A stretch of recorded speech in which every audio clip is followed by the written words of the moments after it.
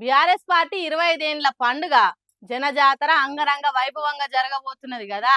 Hago ఆ meeting కు పల్లె పల్లె ఎట్లా కదలాలి, జనం ఎట్లా తరలి రావాలని లీడర్లంతా మీటింగ్లు పెట్టి చెప్తున్నారు కదా. హాగో ఆ గులాబీ పార్టీ మీటింగ్ కు పోయేటానికి రైతులు తీరొక్క ఉపాయాలు చేస్తున్నారు.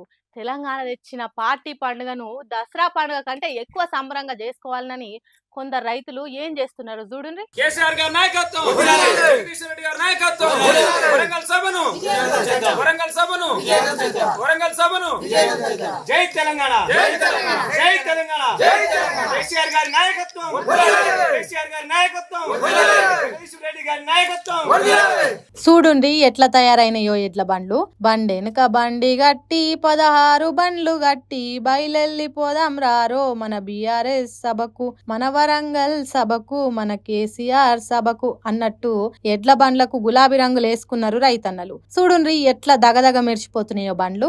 అసలే ఎండాకాలం కాబట్టి చాలా దూరం ఎడ్ల బండ్లలోనే ప్రయాణం చేయాలి కాబట్టి బందోబస్తుగా బండికి నీడ తడకలు కట్టుకున్నారు. సూర్యాపేట జిల్లా నుంచి రైతన్నలు వరంగల్ వరకు ఎడ్ల బండ్ల మీదనే ప్రయాణం చేయాలని విసారించుకున్నారట. ఇక్కడ కనిపిస్తున్నది 5-10 బండ్లే గాని జిల్లా మొత్తంలో వందల కొద్ది బండ్లు కట్టబోతున్నారట. ఎడ్ల బండ్లే దారి పొడుగుతా కిలోమీటర్ల కొద్దుంటాయట. ఎడ్ల మెడల గజ్జలు కట్టుకొని గులాబీ రంగులు చల్లుకొని దారి పొడుగుతా దరువులు వేసుకుంటా సంబరంగా సాగిపోతారట. పార్టీ పుట్టిన పండుగ ఇంకెన్నో రోజులు లేదని అన్ని తయారు చేసుకుంటున్నారట. వరంగల్ సభకు పోవాలే, కేసీఆర్ ను చూడాలి, ఆ పెద్ద మనిషి మాటలు వినాలి, కొండంత ధైర్యాన్ని కూడా కట్టుకోవాలి అనుకొని తయారైతున్నారట. సూర్యాపేట నుంచి వరంగల్ కు పోవడంటే 1 రోజు 2 రోజులలో అయ్యే పని కాదు కాబట్టి ఈ నెల 22వ తారీఖునే బండికి ఎడ్లు కడతారట.